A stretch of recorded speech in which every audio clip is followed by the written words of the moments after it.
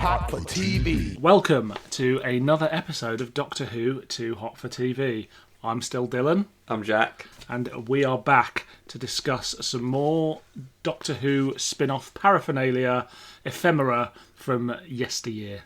This time we're going to be looking at a comic strip featuring the 5th Doctor from the 80s, and then a Big Finish audio featuring the 8th Doctor. We'd usually start with bits of news and stuff, but it turns out there's nothing really going on in the world of Doctor Who.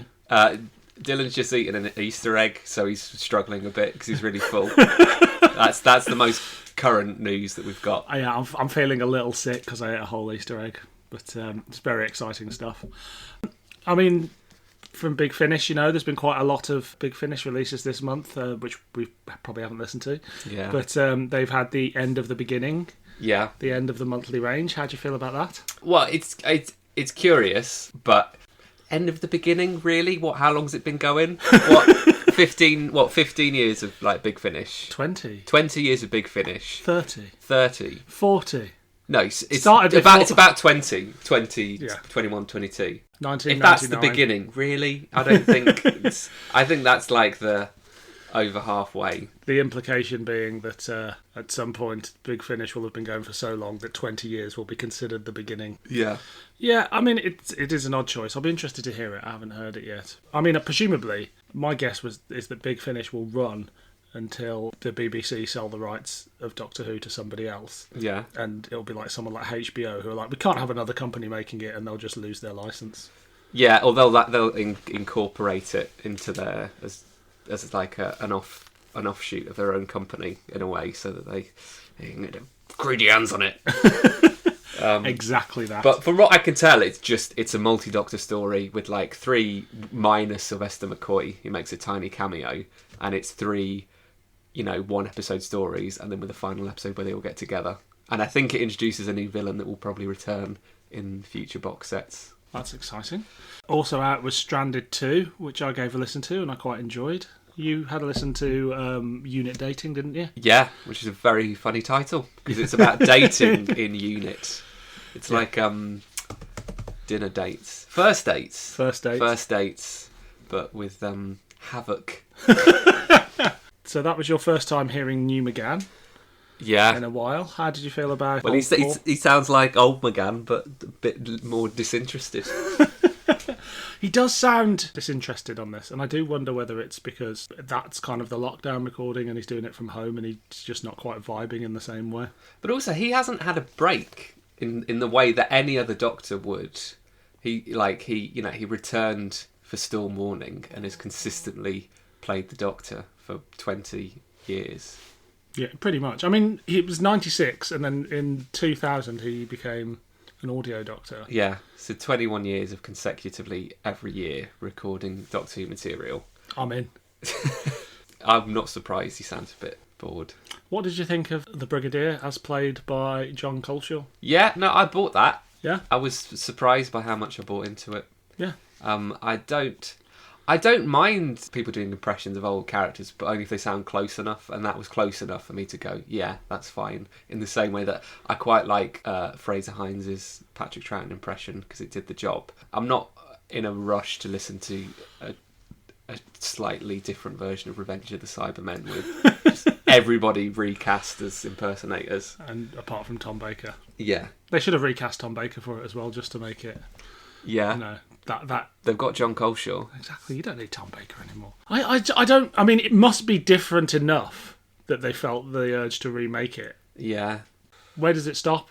So I remember being at a convention once, and somebody in the audience, you know, when people put their hands up at conventions when they've got a question. Yeah. And everybody cringes. Yeah. And someone put their hands up and said, "Will you be adapting the Target novelisations at all?" Yeah. And Nick Briggs was just like, so you want us to remake stories that have already been made? I'm wondering how far you could push it, whether you could... because they're running out of unfinished scripts that they can adapt. The one Target I would like to see kind of adapted would be the Daleks, but with the David Bradley crew. What if they did like the Spanish translation of Doctor Who and the Daleks, and they could have like Spanish actors That sounds perfect. And that the Italian versions, where it's like Tom Baker in The Crusades speaking Italian with those two brothers at the top endorsing it. Also, potentially The Massacre, because those are the Massacre is completely different. The novel to Is it? Yeah, because The Massacre was written by John Lucarotti. Yeah. John Wiles and Donald Tosh didn't like the script, so Donald Tosh rewrote it. Yeah. And then when John Lucarotti was asked to novelise it, he couldn't find his original script or the other one, so just wrote it again. That's interesting. So do you know how it differs? I do not. Have you been enjoying anything Doctor Who related recently? Yes, it's a show called Doctor Who. Really? Tell me more. So I purchased a BritBox subscription, and because I've been working from home for over a year now, I've only realised in the past 2 weeks that I could actually just leave Doctor Who running whilst I work. And the fact that you can have access to every single episode, I think it's a power too great for one man to own. Like, it's too addictive. It's just like, I can get through about 3 stories in a day of just doing my day job. What's been your highlights? I had a quick look at season 8 because everybody was tweeting about it, and I thought I'd like to watch that in standard definition on my laptop, and that was fun. And then I got through a lot of season 18, which I like the sound of, because I'm a big Paddy Kingsland fan. Aren't we all? His early work, and I quite like having that on in the background. What was the most surprising story? One that you were like, oh, I forgot that this was any good. State of Decay. Yeah, I thought that might not have aged well, but it's actually really good. And if that was made now, it would be a season finale. That's what's interesting about it, because it's they big up the villain so much as this ancient evil that the Time Lords have battled, and they make it seem so powerful and like terrifying and indestructible. And they say that a Time Lord must sacrifice himself to defeat it. It looks like it's going to be Tom's last story, but instead he falls off a fucking pylon. What a way to go! Yeah, no, it was really good. Well, I'm glad you enjoyed it. So the first thing we're looking at today is Neverland. Now, Neverland was released in July 2002. Before we get into it, I thought it'd be quite interesting to talk about the kind of lead up to Neverland, because this is the finale of the second season of McGann Audios. Yeah. What are your feelings on those stories? They were really big because that was the most current that Doctor Who was. That was like an ongoing new series. And it was great. It felt big. Favourites? The thing is, I liked all of them. Like I even remember enjoying from his first run, like Minuet in Hell, Which everybody hated. Yeah, for me, it was all so new that there was no distinction. I really liked Still Morning. Yeah. And The Sword of Orion. And then I liked, obviously Chimes of Midnight was great. Seasons of Fear was great because it was like, it's got the Naimon in it. That's fun. And nobody knew the Naimon were coming back. Yeah. It was so exciting to hear Paul McGann, and also India Fisher was a really good companion. That it's almost like the story quality was secondary because it was just so new. Yeah. It was a bit like Christopher Eccleston's first series. It was like, I don't care if the long game isn't amazing. Or the Slitheen looks shit. Yeah, it just the newness of it overrided any flaws. Yeah, I completely agree. I mean, I look back on those stories very fondly, and every time we do something from this era on the podcast, I immediately want to go back and listen to them all, and then realise I don't have the time. Yeah. So we'll just slowly get through them all in random orders on this. So it was released in July 2002. It was recorded on the 24th and 25th of January 2002 and the 27th of February 2002. Yeah. News at the time: Virgin Trains launched their Super Voyager train called Doctor Who. On its initial journey, inaugural journey? Yeah. Oh, they named trains, didn't they? Yeah, they named trains, and this one was called Doctor Who. On the train were a Dalek, Richard Franklin, Liz Sladen, Philip Maddock, Sarah Sutton, and Fraser Hines. What a celebrity bash that was! Just for the launch. Yeah. They weren't always on the train. Yeah, you just got every carriage. You're like, this is the Philip Maddock carriage. Yeah. And he'd just be there reading his lines from Brain and Morbius. Yeah, and finding you if you didn't have a ticket. God, Virgin Trains were shit. What a convention. Yeah, they didn't age well because now they're owned by Avanti, but they're the same shit design. Like, they're just horrible to be inside. At the time, it was like virgin, sexy train, but they're just cramped, claustrophobic shithole. Other news at the time, a plaque was unveiled for William Hartnell at Television Centre, and it was announced that Tony Blackburn had been cast in The Rapture, to which I remember there being much uproar in the Doctor Who fan community. Because it was Big Finish, not taking guest casting seriously like John Nathan Turner. But there we go. Is the plaque still there for William Hartnell? I don't know. That's all I got. Don't know. I think he hasn't been cancelled at this point. I don't think William Hartnell's ever officially been cancelled. No. Because he was racist when it was in vogue. Yeah. Also, DWM at the time, there was a tribute to John Nathan Turner, who died in May of that year. Can you remember John Nathan Turner dying? No. I remember afterwards Gary Downey talking on his behalf. He was like the representative of him. Yeah. From beyond the grave. And being a right bitch. Yeah. Do you remember that DWM interview that Gary Downey did? Yeah. That was great. Yeah. He just lied and slagged everybody off. I remember John Nathan Turner dying because you and me went to a convention and he was there in a wheelchair, and so was Sylvester McCoy. And after John Nathan Turner went, you just went, I bet Sylvester McCoy is going to die next. and you've been peddling that ever since. You're always like, Sylvester McCoy is going to die soon. He just looks fragile. I don't want him to die. That's because he was jumping around and putting ferrets down his pants when he was younger. Yeah. But he's fine. He's okay. Don't you worry about Sylvester. He goes. I'm just placing bet. As with our January episode, the comic strip running was a Robber Us, and other releases were Death Comes to Time, Time of the Daleks, obviously, on audio, and The Book of the Still by Paul Ebbs and Warmonger by Terence Dicks. Read either of them? No. Warmonger's got a bit of a reputation, hasn't it? Yeah, for being shit. Because that's the one we mentioned where it's just complete fan whack. It's the Doctor versus Morbius, and it's like he gets an army full of Ice Warriors and Draconians and Sontarans, and they fight each other, and everyone has a perv over Perry. I mean, it sounds great. Death Comes to Time was going out at the same time as Neverland. Yeah. This is the glory days. Well, no, it's quite. My main memory of this is it being quite traumatic. The cliffhanger, and Death Comes to Time kills off the Doctor. Spoilers. And it was post 9/11. It was quite a grim time to be a Doctor Who fan. Yeah. People killing off doctors left, right, and centre. Too hot for TV. After rescuing Charlotte Pollard from her fate on the R101, the Doctor and Charlie are captured by the Time Lords, who suspect Charlie's escape from death is linked with the unravelling of time across the universe. President Romana believes the disruptions are related to the hypothetical concept of anti-time, to which Charlie might be patient zero. Using Charlie, the Time Lords cross over into a universe of anti-time, a land populated by the ghosts of those who never were, and those erased from existence by Gallifrey. The group discover the remains of a TARDIS in the universe, belonging to the founder of Time Lord Society, Rassilon. Rassilon is in fact alive and well, having placed himself in a Zero cabinet, hoping to one day be brought home by the children of Gallifrey. The Time Lords prepare to take Rassilon's casket out of the anti-time universe, when the Doctor discovers that the casket in fact contains a raw vessel of anti-time, which will devastate the universe upon entry.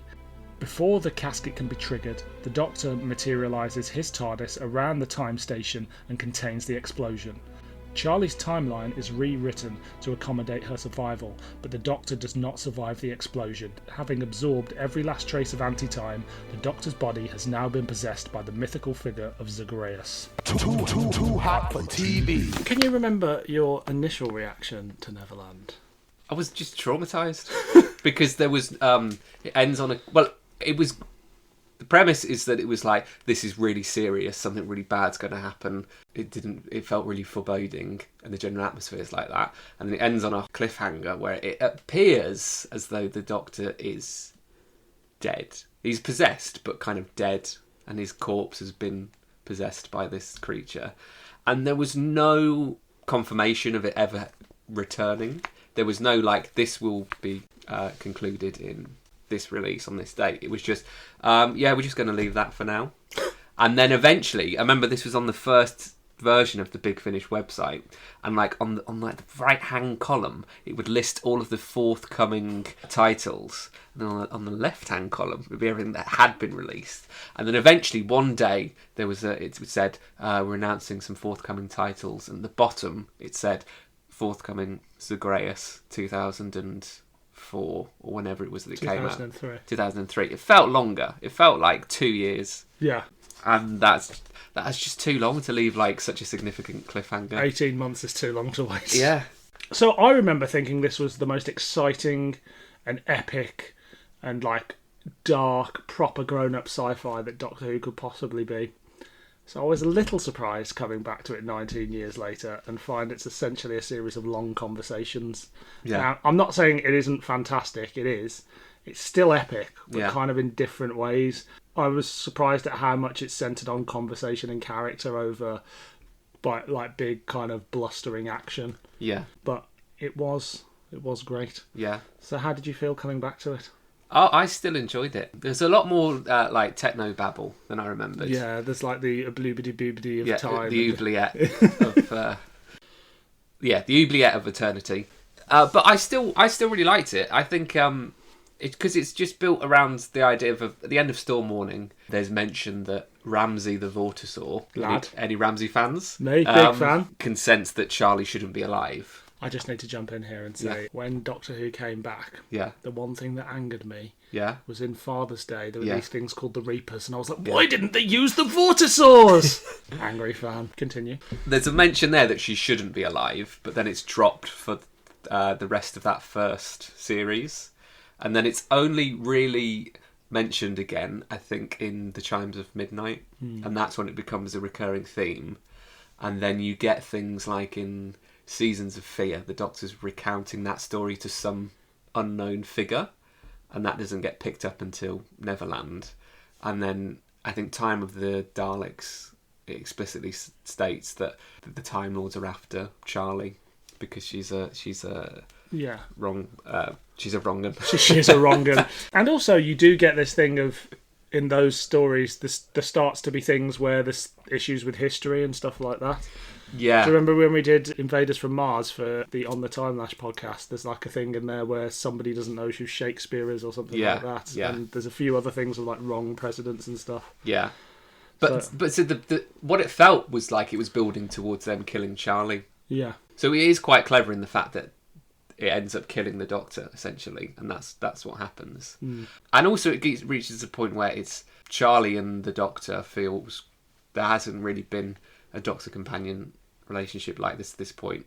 It's like it isn't like an asexual romance. It's this thing of like, I think it's something that is quite relatable in a way, of two people that love each other who are really good friends, and it is not a sexual relationship. Yeah. And it's very cleverly done, because much like with kind of the new series, like fans of the old series are always like, well, fandom in the 90s was like, Doctor Who should never be in love, should never have sex, anything like that. And then obviously you look at things like The Green Death and Enemy of the World, and you're like, I mean, the Doctor's a right slut. Yeah. And even the first Doctor flirts with Barbara all the time. Yeah. And he's got a granddaughter. And he's got a granddaughter, exactly, but, fandom tries to write it out as she's from the Looms. Yeah.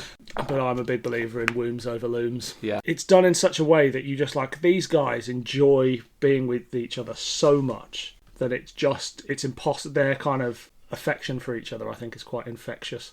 And I think you get to that point. And I remember at the time thinking it was quite shocking, but it was never a question in my mind of like, oh God, yeah, they're going to fuck. On audio. On audio. Yeah, there was a free bonus CD with Doctor Who magazine, and it was just an episode where they just go on a date and bang. Yeah, the grunt of doom. In coming back to it, it was a revelation in a lot of ways. It's quite a dark story. Yeah. Like, the atmosphere is grim, and while it's a character story, it's kind of, ultimately it's about the Doctor and Charlie's relationship.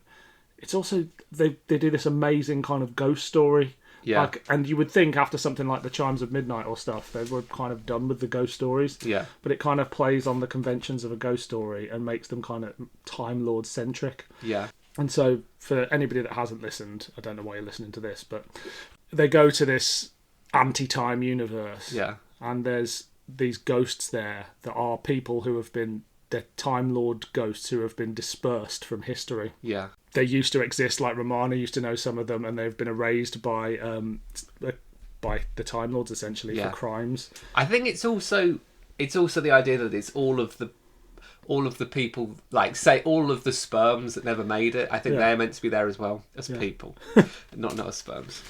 And there's there's a very cummy universe. Just ejaculating everywhere in the verbal sense. Is that ectoplasm? Nope. And one of the darkest things within that is there's a character called Centris, who was the person on Gallifrey responsible for all these dispersions and erasing people from history. Yeah.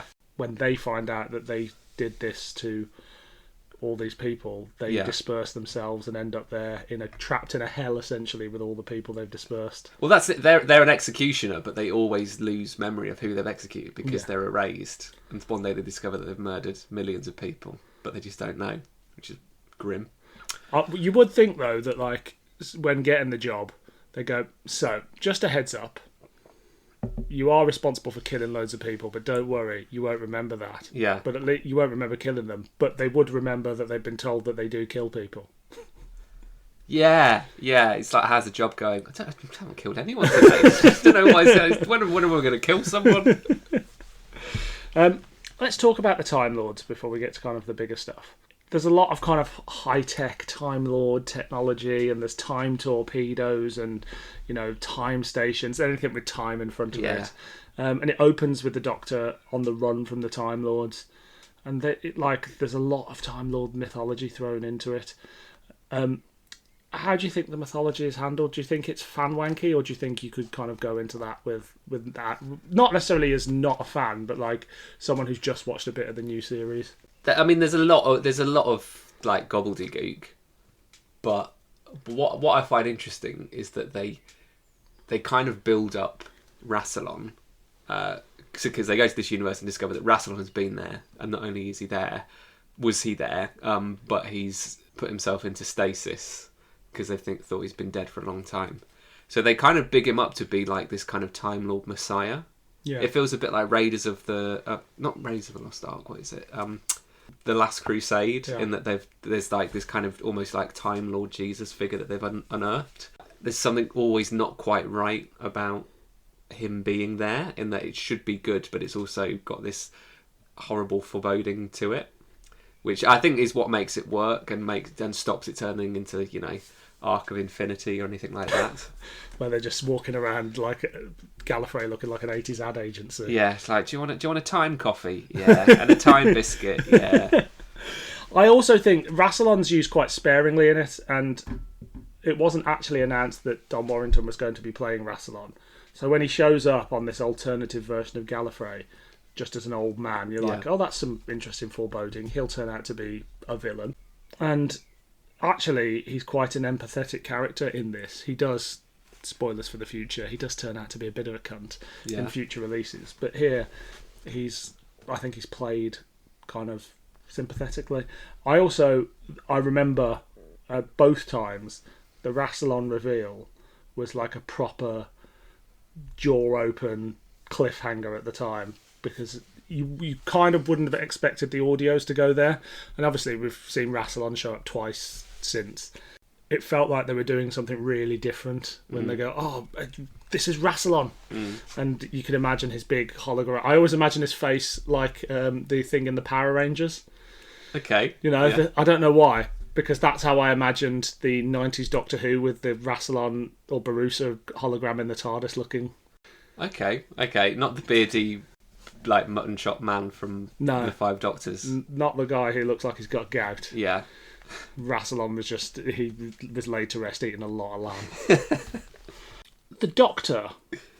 I like the fact that the Doctor, like, Charlie's the pragmatist in this situation. The Doctor is kind of running from the inevitable. He knows he's going to have to give Charlie up. And it's kind of, to me, it kind of makes up his whole personality a little bit. Like, it's fundamental of the Doctor to kind of run away from the inevitable. No matter how big no matter how big the consequences may be. Like, this story has a lot in common with Hellbent, I feel. Yeah. Like, it's the same thing that they do with Clara, of like trying to save somebody that should be dead, and the Doctor kind of willing to screw over the Time Lords for it. Yeah. So obviously, going back to it, I was quite interested to kind of draw parallels there. Yeah, I guess the Eighth Doctor and Charlie is pretty close to the 12th Doctor and Clara. Yeah, I'd say so. And also the way that she chooses to take them to takes them to Gallifrey against his will and puts them into the path of the time torpedoes, which is so silly to say. But I chose EC because they've both got time torpedoes. They do, and Rassilon. Yeah.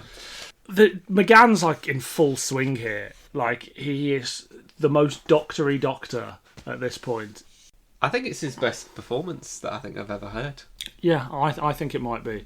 He covers like all the emotional spectrums, I guess you would say. And also, he feels more like a new series Doctor than a classic series. And I don't think I was ever aware of that before. I feel like there's parts of it where I think he's doing David Tennant before David Tennant did it. Yeah. All of that stuff where he pretends to be like an East End car mechanic, doing all these lines about technobabble.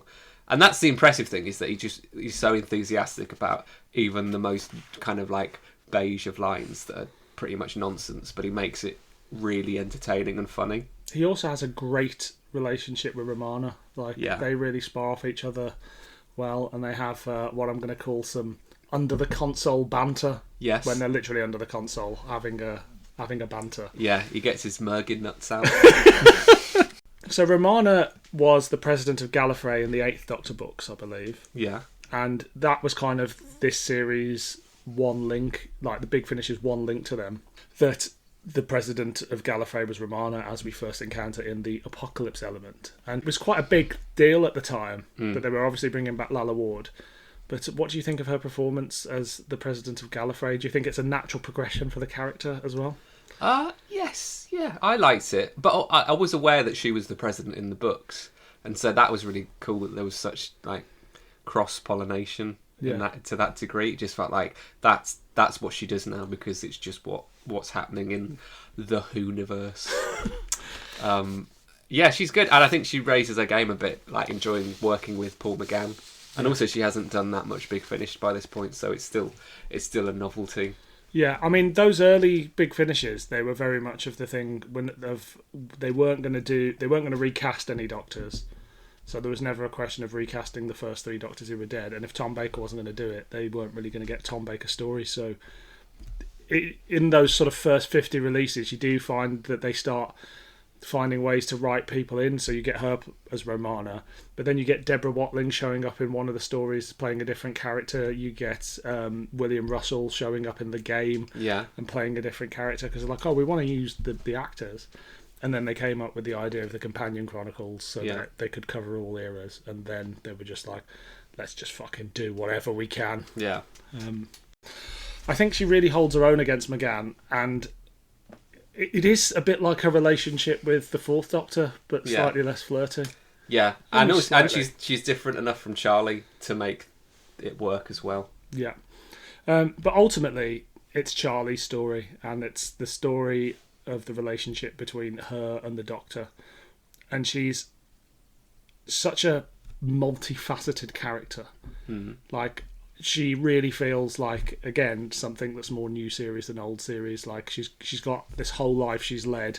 You know, she's brave, she's strong, she's wise. She knows what's going to happen to her, and she just takes it on the nose, even when the Doctor doesn't want to admit it. And she's the lead character years before RTD put Rose at the forefront. And to me, she steals the show in this, actually.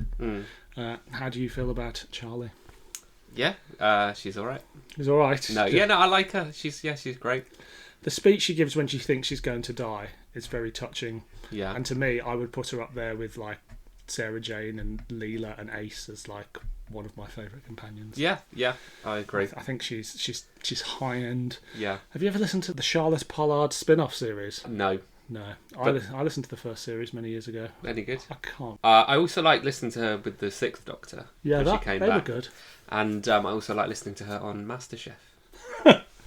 That to me, that's her definitive performance as Charlotte Pollard. The stuff with the Sixth Doctor is really good. The thing I remember about it though is that it was all the stories were like great and building up to something, and it was amazing. And then the final story where her and the Eighth Doctor are reunited or whatever, I can't quite remember. I just remember She just leaves. Yeah. She goes off with these aliens, and that's it. And I just remember thinking, God, this is disappointing. I can't tell you what happened, but I remember it had some. I think I enjoyed it, but I can't remember what happened. But that was at the time where the new series was coming back, and Gary Russell was just like, let's tie up everything, I think. And that's when they got rid of people like Error Men and stuff like that, and were just like, right, we need to get rid of all of these non-TV companions and just kind of simplify and get rid of any story arcs, which again is why the Divergent Universe wraps up quite quickly out of the blue, because they were just like, no, got to get it done.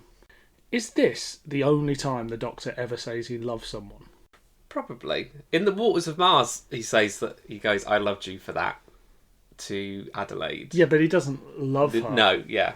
He doesn't love her. No, I think, maybe it is. Yeah, I think it is. So that's quite groundbreaking in itself.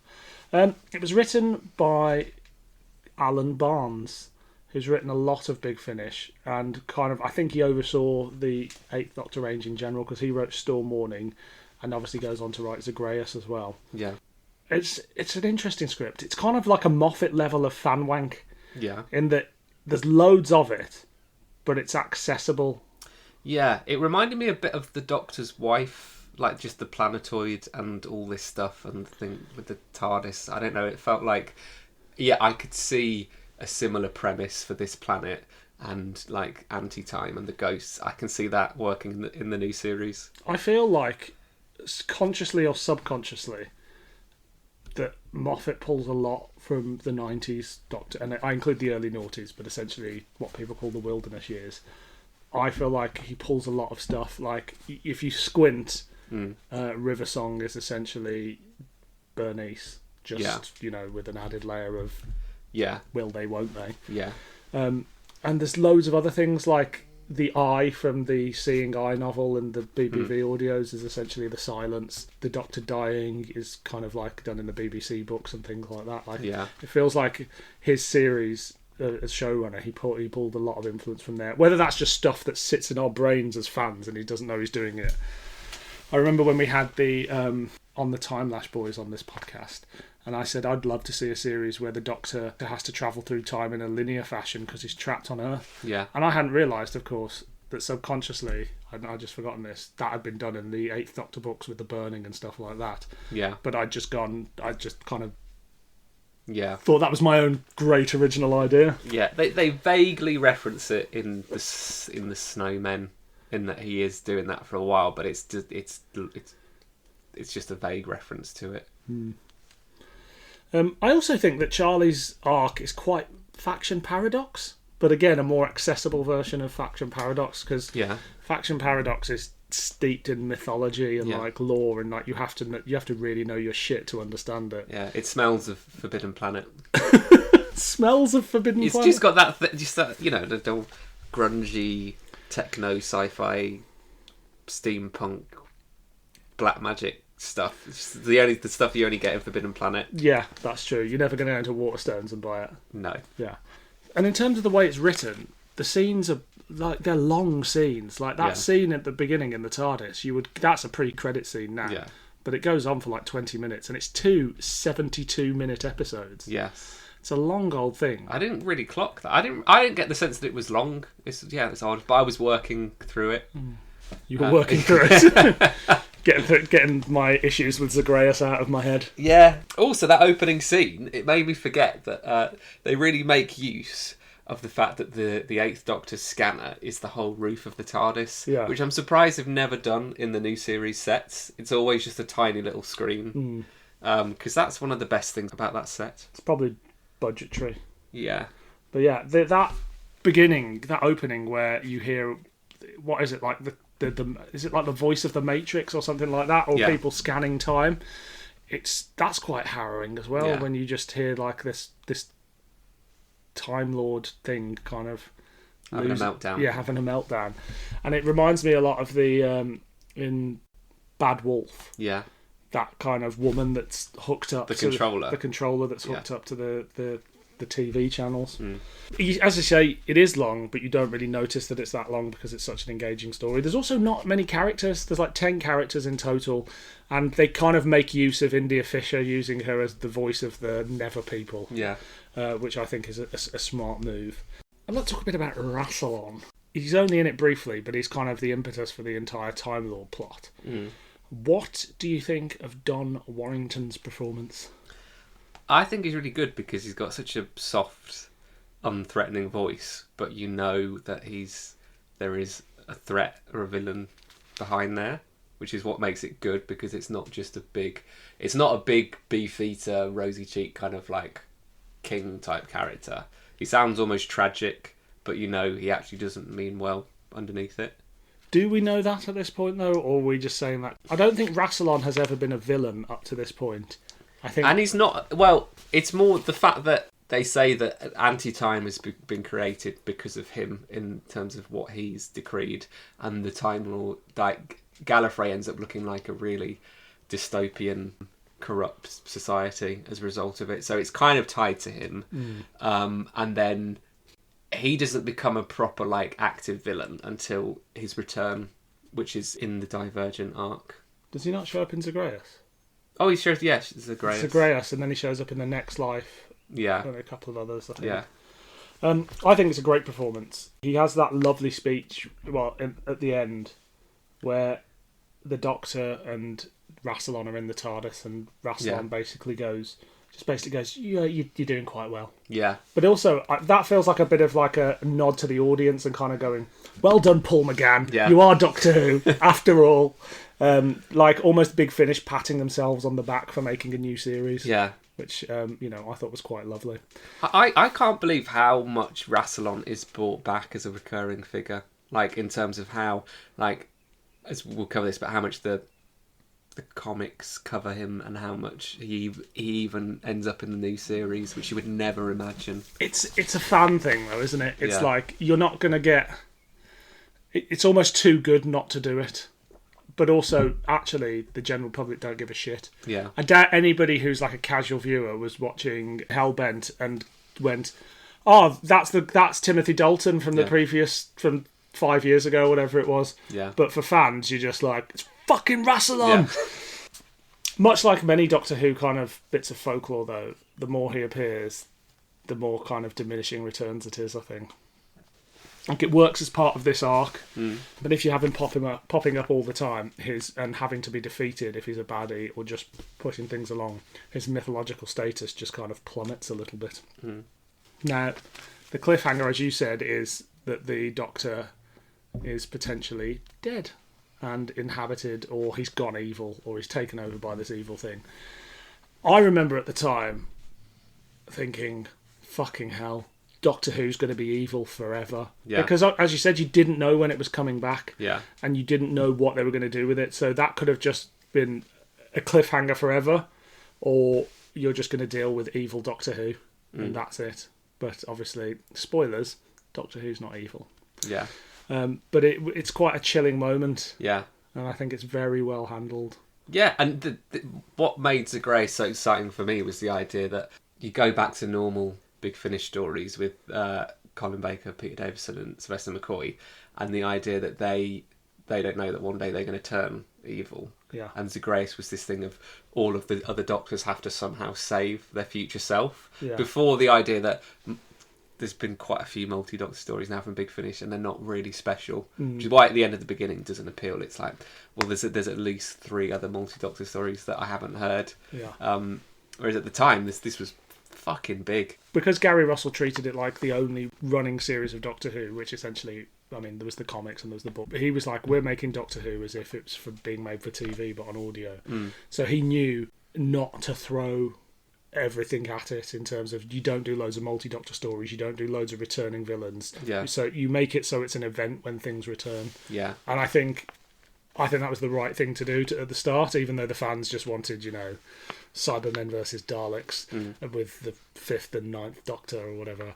I understand why they do it now, because Big Finish is there as an alternative or an add-on for people who want more Doctor Who, but they are Doctor Who fans. I doubt, I could be wrong, but I doubt there are casual listeners to Big Finish who are just like, oh, Doctor Who audio, fancy that. So that I understand why every story's got to have the Crotons in it. What do you feel about how the whole concept of the Time Lords establishing continuity and anti-time? I like the idea that they're the keepers of continuity. Yeah. In the way that, in kind of like a meta reference to fandom, who are like the guardians over, who try and make everything fit even though it doesn't fit.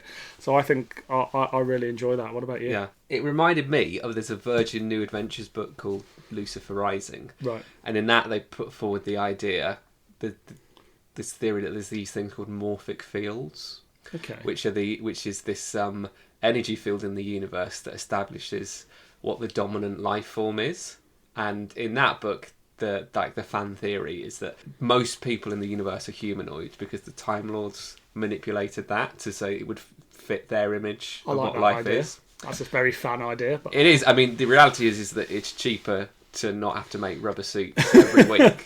But I like that. And just the idea that they are the ultimate authority in the universe that's kind of not acknowledged. Even though they say that they're never going to interfere, the idea is that they uphold time and... Galactic ticket inspectors. Yeah. I think that's the clever thing they do with the whole Time War, is like they say that they're not interfering, but they do nothing but interfere. They're trying to hold... I like the idea that they hold time together as a whole, and then when that became too much, it ended in like this war that led to the destruction of millions and millions of lives and different races and things like that. I think that the power that they wielded was too much is quite an interesting concept. Yeah. I'm amazed that we're going deeper into the Time Lords with Chris Chibnall. I never expected that to happen. I thought we'd kind of got over that. Anything else you want to say? No. Is it a clanger? Is it a banger? Banger. It is a banger. A certified 100% banger. Too hot for TV. The next thing we're doing is the Stockbridge Horror. Yes. Which ran from the 14th of October 1982 to the 10th of March 1983. News at the time, they announced the 20th anniversary Longleat celebration, something I'd never heard of before. The Panopticon West Convention in Chicago had over 6,500 attendees. So that means that the Panopticon conventions were also happening in America. Never knew that. The 5 Faces of Doctor Who season was announced, the lineup comprising of An Unearthly Child, The Crotons, The 3 Doctors, Carnival of Monsters, and Legopolis. What an uninspiring selection of stories. I understand, they had to be 4 parts, and obviously very little existed from Troughton and Hartnell at the time. But The Crotons. Come on, guys. And then the 5th Face of the Doctor, of Peter Davison, obviously being represented by Legopolis, because you see a bit of his face at the end. Also, so I just assumed, obviously we all know the 5 Doctors, I just assumed that it was announced as the 5 Doctors. It wasn't announced like that. It was actually, they announced they were doing an anniversary special, and one of the Doctor Who magazines at the time just basically goes, first cast members announced to be returning are Patrick Troughton and Anthony Ainley. So I don't think it was ever a given. Yeah. And I guess they thought that perhaps they wouldn't get all the Doctors. Okay. Obviously they didn't get Tom. But it's quite interesting that, much like I think Day of the Doctor, they were kind of hedging their bets a bit about what and who they could get when. I mean, they could always get Anthony Ainley. That's true. All he wanted to do was play the Master. Season 20 was about to start on TV, and it was announced that much-loved companion Nyssa was leaving, to which nobody cared. And it was also announced that the final story of season 20 had been cancelled, which was entitled The Return, and that later became Resurrection of the Daleks. Had The Return been filmed, Davros would have been played by Michael Wisher. He'd signed up to play the role, but he became unavailable, and then Terry Malloy took over from him when Resurrection of the Daleks was finally filmed. So there you go. Too hot for TV. In the sleepy English village of Stockbridge, the Doctor's quiet and domesticated life is interrupted when an impression of a police box has been unearthed in a layer of limestone estimated to be 5 million years old. The Doctor finds his TARDIS exactly where he left it, with a layer of limestone encrusted on the outer shell, with no data indicating such a journey has occurred. After investigating further, a forest fire erupts in Wells Wood. The Doctor ventures into the flames to find the TARDIS and is faced with a terrifying masked figure that has caused the inferno. Battered and bruised, the Doctor escapes into the depths of deep space in his TARDIS, unaware that the masked figure is outside, clutching the outer shell of the police box. The creature finds a way into the TARDIS system and takes possession of the machine, triggering a failsafe that summons the mysterious and enigmatic figure Shade to come to the Doctor's rescue.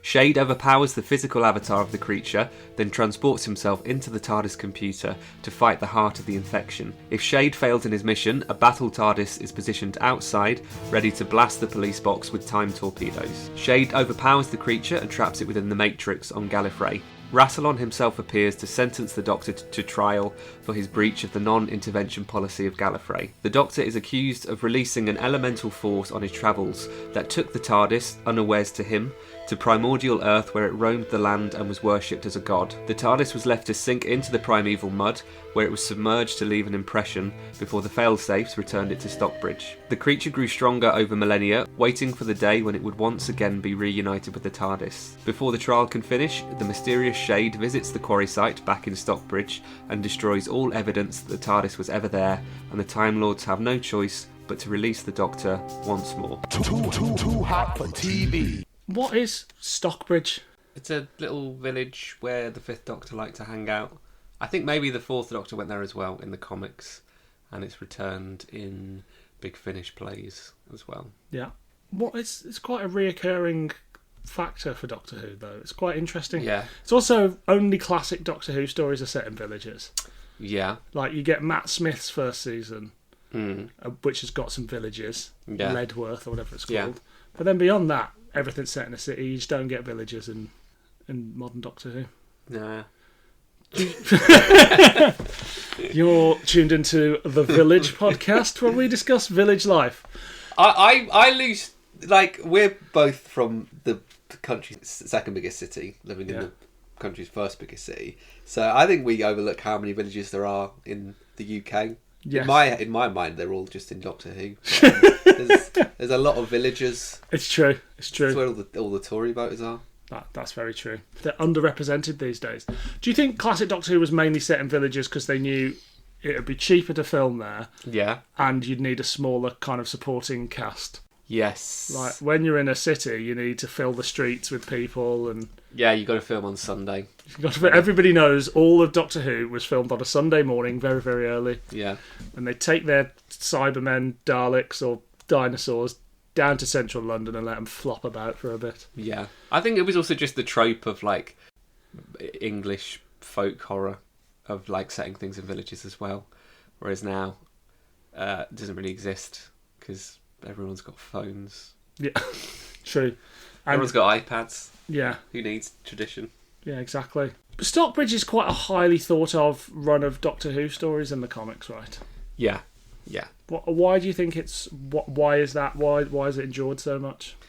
I think it actually really suits the Fifth Doctor as this kind of genteel English fella in his cricket outfit, just playing cricket and wandering about and just getting into scrapes. It's like it's almost like the Doctor is in Midsummer Murders or something like that. It just suits his character very much so. Yeah, I can see that. Although I would argue, and we'll probably come to this in a bit, that this version of the Fifth Doctor isn't a lot like the Fifth Doctor. Really? Yeah. In fact, do you know what? We'll come to it now. For a start, he doesn't fucking look like Peter Davison. He manages to look like every other blonde man in the world apart from Peter Davison. There is one frame in the last comic, in the last strip, where it's copied from a production, like a publicity photo, and you're like, oh, it looks like Peter Davison. Yeah. But he doesn't even look consistently not like Peter Davison. Artists at the time, they did complain because there's nothing you can exaggerate because he's just got very soft, gentle features. So you can't, pleasant open face. Yeah, you can't exaggerate anything. Dave Gibbons was good at drawing him, but this is Steve Parkhouse, so I get the impression that he might have maybe like used his own face to like get expressions. But also like he seems more doctorish in this than, and by more doctorish I mean what Doctor Who fans think the Doctor's like. Yeah. Like he's played in fan films where it's always some guy clutching his lapels and going, indubitably, my dear. Yeah. And he feels a lot more like that in this than the actual calmer, subtler performance he gives on TV. Yeah. So, to me, this could have been any generic Doctor. I don't think it. Yeah, but I know what you mean, but I always mistake. I think it's Peter Davison comes across as being kind of calmer and gentle on TV, but I think a lot of his dialogue is actually quite stereotypical. Like a lot of his Christopher Bidmead dialogue is of this kind of irritable scientist. It's just that the way that Peter Davison looks and approaches it makes it seem softer, even though he actually is a lot more sarcastic and short-tempered than people remember on TV. He is, but I don't think that's represented here. I just don't. The only thing that he really does like as Doctor is run around a lot. Yeah, because he was quite energetic. I'm not saying. But it is mostly just his internal monologue because he doesn't really talk to anyone. That's true. We get to see his skeleton as well. He takes his top off. He does, topless Davo. Which is it's always shocking to see the Doctor have his top off. I know. So it opens in a quarry. Yeah. Which is always a great setting for a Doctor Who story. Yeah. Obviously, usually they're playing alien planets, but here, much like the Hand of Fear, it's playing a quarry. And they find, as you said, the TARDIS, not the TARDIS, but a TARDIS shape buried in the rock. And there's a strange melancholy that hangs over those first couple of episodes that makes it feel a bit like Legopolis. Yeah, I thought that. Because there's no immediate threat in episode 1. Yeah, they discover a TARDIS in the rocks. There's no aliens. They discover a burnt corpse, and that's it. And I don't even know... that's not really properly addressed in the story. Well, I thought the thinking was that it was the Doctor. Really? I think you're supposed to think it's the Doctor, but it's not. It's the creature. That was my understanding. Yeah. That you go, okay, so the TARDIS was found, left in this space, and the Doctor was horribly killed. Yeah, and he talks to a scarecrow for a bit, and you think, oh, maybe that's going to turn into a monster, and it doesn't. It's just a bit of filler.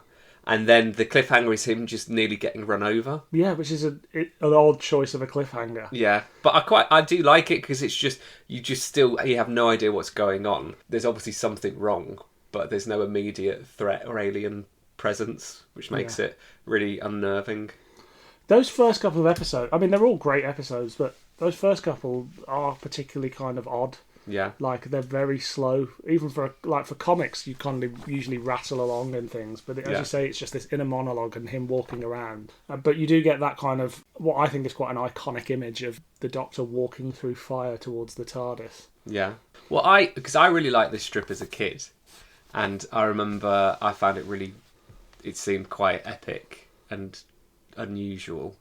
And the cliffhanger of the villain clinging to the TARDIS, in my head, that's like a really iconic cliffhanger. And I'm surprised that no one is, beyond Captain Jack in Utopia clinging to the TARDIS, no one's ever done that before, and it's a really good threat, just a creature outside of the TARDIS trying to get in. Clinging onto the side and then smashing up the fucking light on the top. It's really good. That creature does look exactly like the G.I. Joe Cobra Commander.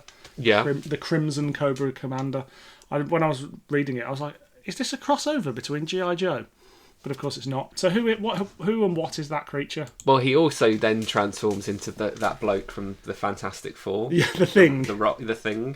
It's a totally unknown... It's just described as an elemental force. So it's just this big fantastical creature that can...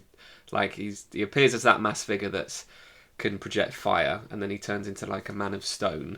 But he's generally he's meant to be just this demon. And it's this creature that's bonded with the TARDIS. Yes. The TARDIS fucked off and had an adventure by itself because the Doctor was busy playing cricket. Yeah, in the prior story, the Doctor and Maxwell Edison, who's another figure that appears in Stockbridge, they go to a spaceship and Maxwell senses this creature behind this door, and the Doctor's like, there's nothing in there, it should be fine. And he's like, no, I can sense there's something in there. And he opens the door and this rush of air comes out and he goes, see, there's nothing in there. And then that's revealed to be the force that arrives in this story. That was rather careless of the Doctor, wasn't it? Yeah. I mean, I guess that's what happens ultimately. He's put on trial because he did that. Yeah. We have all this stuff inside the TARDIS. Yeah. And you get to see loads more of the TARDIS than you ever would like on TV. Yeah. And seeing more of the TARDIS is, again, another thing that only fans do. Like, it's not like... Not only fans. The TARDIS doesn't have an OnlyFans account. You can see. Show me your roundels. Big Mead liked it. He did, but it was like... It all looked the fucking same, didn't it? Yeah. Just fucking beige corridors. What I did like about the fact that you go deep and deeper into the TARDIS, and even though they could do whatever they want, there's some consistency with when they do it on TV and the Invasion of Time and indeed Journey to the Centre of the TARDIS. Yeah. In that it looks like it could be shot on location. Yeah. Like it ceases to be round holes and things like that, and it's like industrial corridors and stuff. Yeah. The Doctor kind of on this chase with the monster within the TARDIS. Again, is like Journey to the Centre of the TARDIS. But it's quite neat. Like, I like the idea of the Doctor not being safe and being trapped in his own TARDIS and being stalked. It's a really kind of... It's like a stalker / a horror movie, but in the TARDIS. Yeah. Which I think is great, and more writers should do it. More of that, please, Mr. Chibnall. Thanks for listening. Yeah. And then Shade shows up. Yeah. What Shade? I always see pictures of Shade. Yeah. And I know that Shade ends up banging Izzy, right? Yes. But what's the whole deal with Shade? I think he first appears in the first Fifth Doctor story, which is the Tides of Time, and I think I think he might be actually made by the Matrix, or maybe it's not established. He's some kind of rogue agent that's employed that isn't quite a person, and then at some point, a character called Tina like bonds with it, and so she becomes kind of half woman, half Shade. There was also a big arc where I think you discover this alien race that invented Shade, right? Or they use, I don't know. He's got a big round head. He's got a big black head.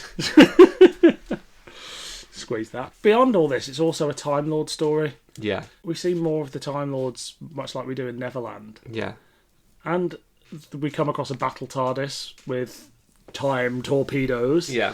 And we come across a military arm of the Time Lords, which kind of look like stormtroopers. You get this... there's this weird thing where for the art in one of the episodes, the Time Lords all look like Stingray characters. Yeah, yeah. I don't know why. Yeah. But it's like the whole style changes, and that's how it represents them. Well, also, so what was going out on TV when this came out? You've got Arc of Infinity and stuff like that. The last Gallifrey story before Arc of Infinity was Invasion of Time. They've established the big collars, and there's no big collars in this. We've never seen Rassilon at this point either, but he's been in the Tom Baker strips as a like Merlin type wizard. Yeah, there's nothing consistent to how Gallifrey's drawn. There's one point where they flash back to someone in a control room on on Gallifrey, and he could be in Heathrow.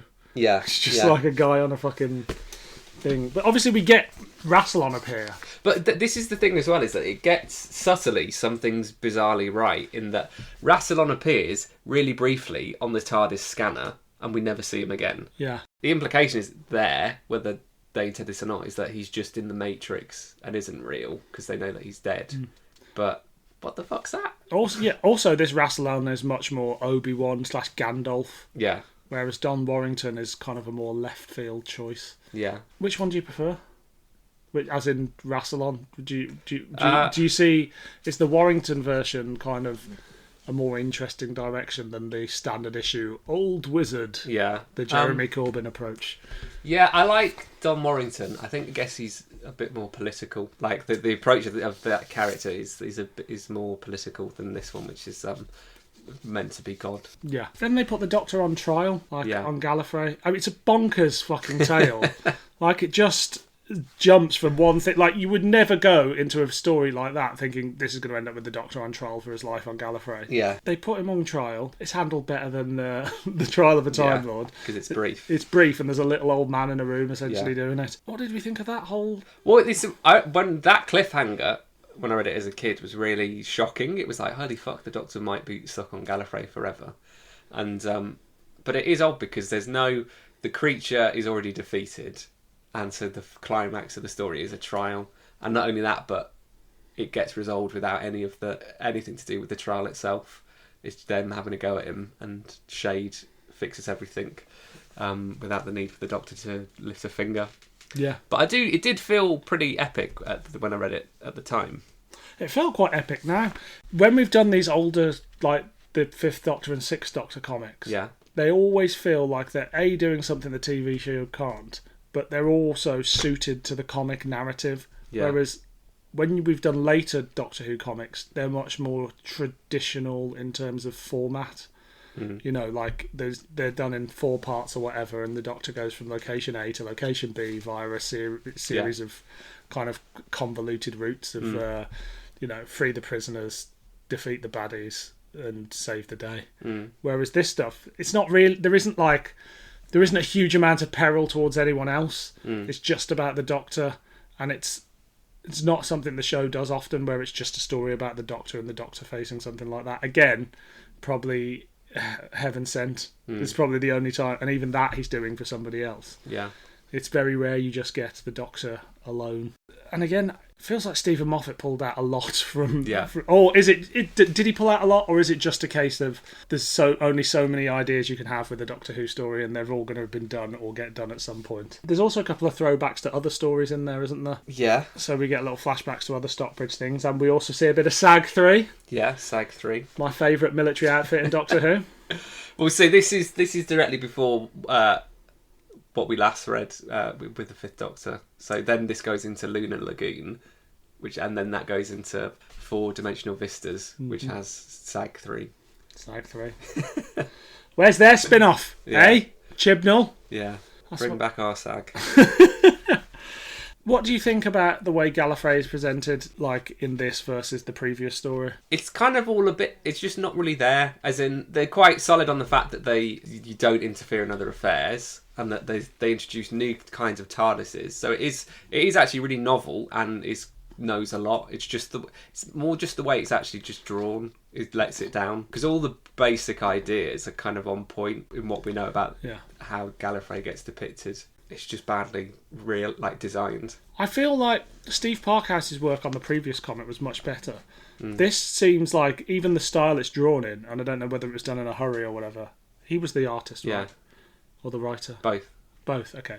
This one does feel a bit tatty around the edges in a way that the others feel... They just looked better. Yeah. That's the only way I can describe it. I think the artist might change halfway through. That would explain why it suddenly becomes Thunderbirds.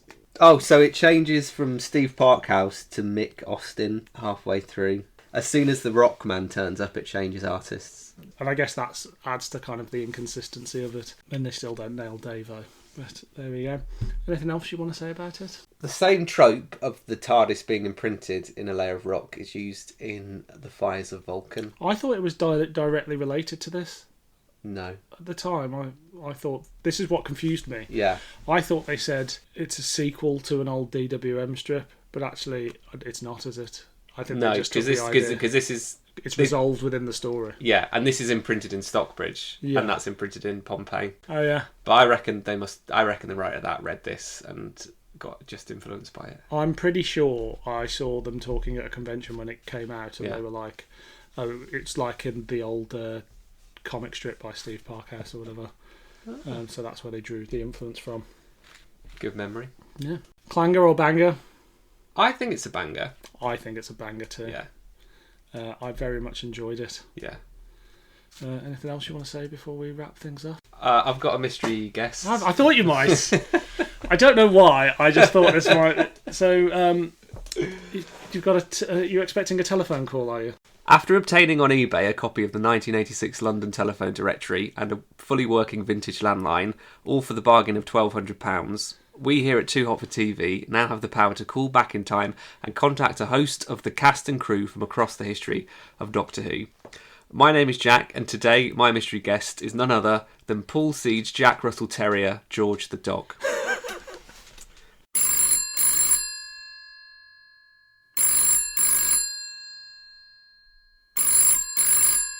Hello, is that George the dog? Now, George, your owner was none other than Paul Seed, who famously played the Graf Vindicay in the Rebos operation. Is that correct? And during filming, you ended up biting Tom Baker on the lip, leaving him scarred for half of season 16. Is that correct? So I'll have to do some translation. You'll need to ask him some questions. George, who's your favourite Doctor? He says his favourite Doctor is the Fourth Doctor, but only his right upper lip. And also, George, who's your favourite companion? He says he quite likes Leela, but he wouldn't mind giving K9's arse a right old sniff. Okay, George says he's got to have his tea now, but thank you for chatting with us, George. Thanks, George. Well, that was great. Another quality guest. We should really put together a convention with all these guests. And, yeah. Tickets £500 each. For this highbrow content that we're providing to the world of Doctor Who. So next time we've covered quite a lot of Peter Davison. Yeah. We've covered quite a lot of the 80s Doctors, loads of Paul McGann. We're going to do 2 Doctors that we've not done before. So we're going to travel all the way back to 1993 for John Pertwee's BBC radio play, The Paradise of Death, which will be exciting. Mm-hmm. And then we're also going to do the 90s comic strip, Land of the Blind, featuring the second Doctor, Jamie and Zoe. So 2 90s releases featuring a 60s and a 70s Doctor. And if you want to find us on the internet, you can find us on Twitter at Too Hot for TV or at Dylan Does Who. And if there is anything you think we should be covering in a future episode, drop us a line and we'll either do it or not. It depends whether we like the sound of it. Obviously, if you go, we'd like you to read all the 8th Doctor books, it's probably not going to happen. But, we shall see. But until next time, I've been Dylan. I've been Jack. And we are Doctor Who, Too Hot for TV.